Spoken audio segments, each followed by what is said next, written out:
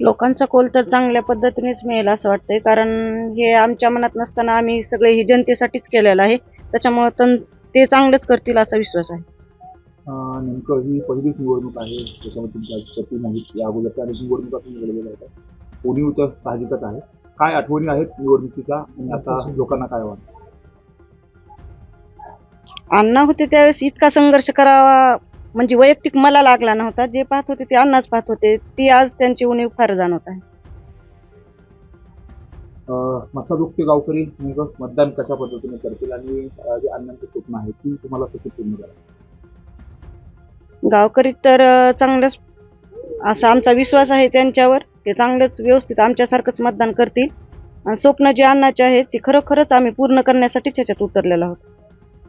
मात्र विरोधी जे उमेदवार आहेत त्यांनी अनेक टीका टिप्पणी केलेल्या होत्या. कामाच्या संदर्भात देखील टीका टिप्पणी केलेली होती. काय त्यांना उत्तर आहे का मतदारच उत्तर देतील? हा, मतदार तर उत्तरच देतील आणि काही नंतर एखाद्या वेळेस धनुभया वगैरे त्यांना सगळ्या माहिती आहे ते करतील त्यावर.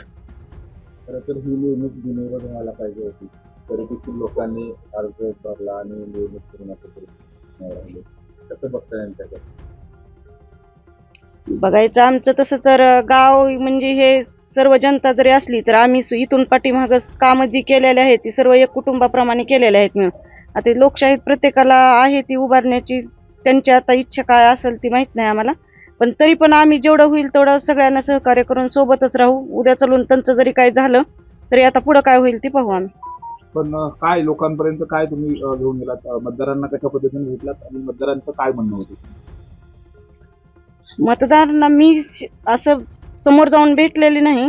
ते धनुभैया बाकीचे सगळे जनता, कारण मी कुठंच बाहेर जात नाही आणि यावेळेस पण मला बाहेर असं जावं पण वाटलं नाही. ही माझ्यावर वेळ यायलाच नाही पाहिजे होती पण ती आली. त्याबद्दल आता ती जनता एक अक्षरशः लोक माझ्यापाशी येऊन जनता सगळी म्हणली की ताई तुम्हीच उभा राहा आणि तुम्हीच उभा राहायला पाहिजे ना, अण्णाची स्वप्न तुम्हीच पूर्ण करू शकतात. त्यामुळं मी असं प्रत्येकाला काही म्हणलं नाही, त्यांनीच आम्हाला मदत केलेली आहे.